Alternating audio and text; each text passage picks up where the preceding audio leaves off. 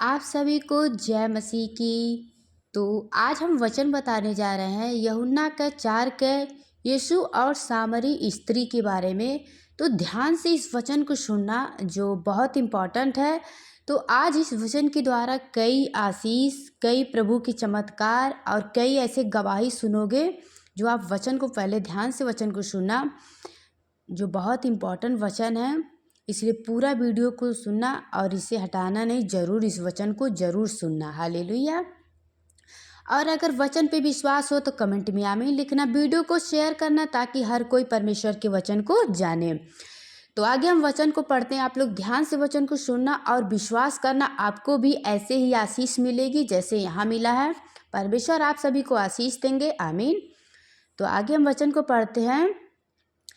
फिर जब प्रभु को मालूम हुआ कि फरीसियों ने सुना है कि यीशु यूहन्ना से अधिक चेले बनता और उन्हें बपतिस्मा देता है। हालेलुया।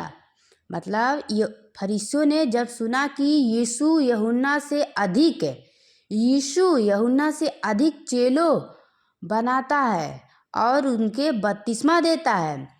यद्यपि यीशु स्वर्ग नहीं वरन उसे चेले बपतिस्मा देते थे, तब वह यहूदियों को छोड़कर फिर गलील को चला और उसको सामरिया से होकर जाना आवश्यक था। इसीलिए वह सुखर नामक सामरी के एक नगर तक आया, तो जो उस भूमि के पास है जिसे याकूब ने अपने पुत्र यूसुफ को दिया था, और याकूब का कुआं भी वहीं था। अतः यीशु मार्ग का थका हुआ उस कुएं पर यूं ही बैठ गया। यह बात छठे घंटे के लगभग हुई। इतने में एक सामरी स्त्री जल भरने आई। यीशु ने उससे कहा, मुझे पानी पिला, क्योंकि उसके चेले तो नगर में भोजन मोल लेने को गए थे। उस सामरी स्त्री ने उससे कहा, तू यहूदियों होकर मुझ सामरी स्त्री से पानी क्यों मांगता है? हालेलुया। उस स्त्री ने कहा कि मतलब तुम यहूदियों होकर तुम मुझसे पानी क्यों मांगते हो? क्योंकि यहूदी सामरियों के साथ किसी प्रकार का व्यवहार नहीं रखते।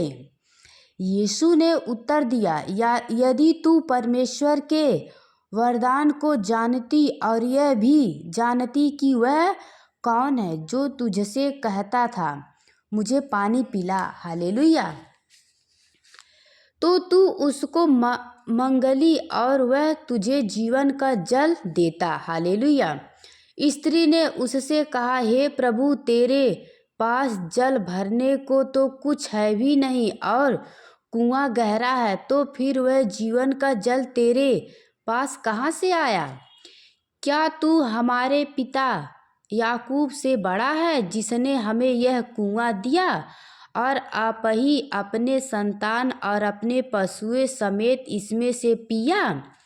यीशु ने उसको उत्तर दिया, जो कोई यह जल पिएगा वह फिर प्यासा ना होगा, परंतु जो कोई उस जल में से पिएगा जो मैं उसे दूंगा वह फिर अनंत काल तक प्यासा ना होगा, वरन जो जल मैं उसे दूंगा वह उसमें एक सोता बन जाएगा जो अनंत जीवन के लिए उमड़ता रहेगा। स्त्री ने उससे कहा, हे प्रभु, वह जल मुझे दे ताकि मैं प्यासी ना होऊं और ना जल भरने को इतनी दूर आऊं। यीशु ने उससे कहा, जा अपने पति को यहाँ बुला ला। स्त्री ने उत्तर दिया, मैं बिना पति की हूँ। यीशु ने उससे कहा, तू ठीक कहती है, मैं बिना पति की हूँ, क्योंकि तू 5 पति कर चुकी है और जिसके पास तू अब है वह भी तेरा पति नहीं, यह तूने सच ही कहा है। स्त्री ने उससे कहा, हे प्रभु, मुझे लगता है कि तू भविष्यवक्ता है।